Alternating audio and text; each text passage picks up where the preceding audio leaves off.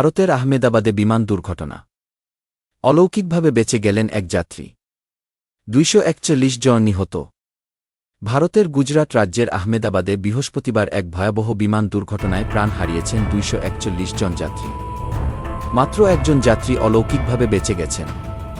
তার নাম বিশ্বাস কুমার রমেশ। ঘটনাটি ঘটে বৃহস্পতিবার দুপুর ১:৩৯। যখন এয়ার ইন্ডিয়ার ফ্লাইটটি আহমেদাবাদ বিমানবন্দর থেকে লন্ডনের উদ্দেশ্যে উড্ডয়ন করছিল, তখন উড়োজাহাজটি উড্ডয়নের মাত্র ৩০ সেকেন্ড পর বিকট শব্দ করে বিধ্বস্ত হয়। যান্ত্রিক ত্রুটির সম্ভাবনার কথা বলছে প্রাথমিক তদন্ত দল। বিশ্বাস কুমার রমেশ দুর্ঘটনার ভয়াবহতা সম্পর্কে বলেন, সবকিছু খুব দ্রুত ঘটে গেল। উঠে দাঁড়ানোর পর দেখি চারপাশে শুধু মৃতদেহ আর বিমানের ধ্বংসাবশেষ। আমি দৌড় দিতে থাকি। কেউ একজন আমাকে ধরে হাসপাতালে নিয়ে গেল। তিনি আরও জানান, আমার ভাই আমার পাশের সারিতে বসা ছিল। এখনও তার কোনো খোঁজ পাইনি। দুর্ঘটনার সময় রমেশের পরনে ছিল সাদা টি-শার্ট এবং কালো ট্রাউজার।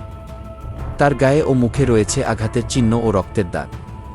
ফ্লাইটটিতে মোট ২৪২ জন যাত্রী ছিলেন। যাত্রীদের মধ্যে ১৬৯ জন ভারতীয়, ৫৩ জন ব্রিটিশ, ১ জন কানাডিয়ান, ৭ জন পর্তুগিজ এবং ১২ জন ছিলেন ফ্লাইট ক্রু ও পাইলট। একমাত্র রমেশই জীবিত উদ্ধার হয়েছেন বলে ভারতীয় পুলিশ নিশ্চিত করেছে। দুর্ঘটনার কারণ অনুসন্ধানে তদন্ত শুরু করেছে ডিজিসিএ এবং বিমান নির্মাতা বোয়িং কোম্পানি। দুর্ঘটনায় নিহতদের আত্মার মাগফিরাত কামনা করছে গোটা বিশ্ব।